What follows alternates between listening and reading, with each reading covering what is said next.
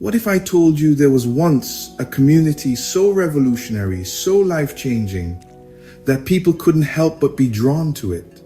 And it all started with just 120 people in an upper room. I'm Curtis, and today we're diving into Acts chapter 2, verses 42 to 47, a passage that gives us a snapshot of the very first Christian church. But this isn't just ancient history.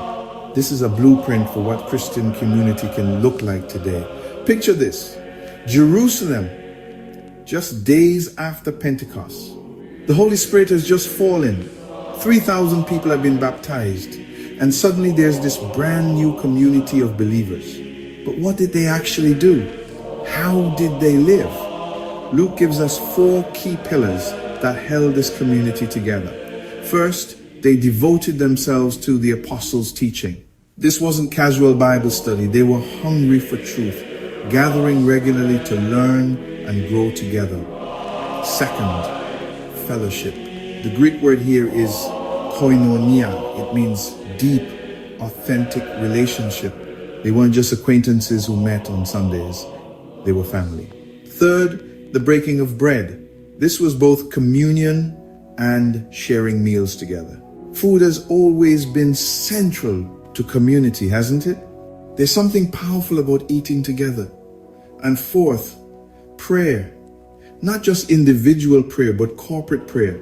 They prayed together, sought God together, and experienced His presence together.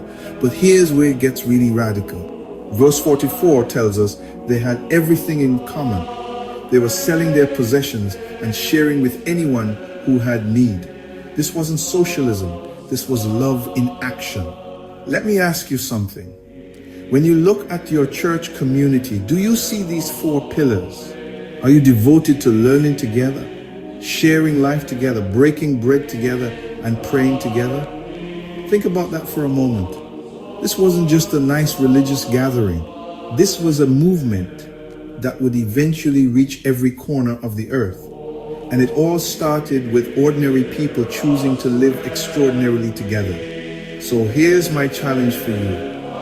What would it look like if your church community embraced these 4 pillars? The early church didn't have all the advantages we have today, but they had something we sometimes lack. They had each other completely and authentically, and that made all the difference.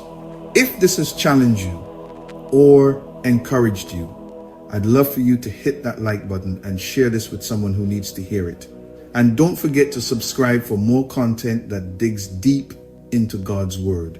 Are we willing to be part of making this kind of community happen?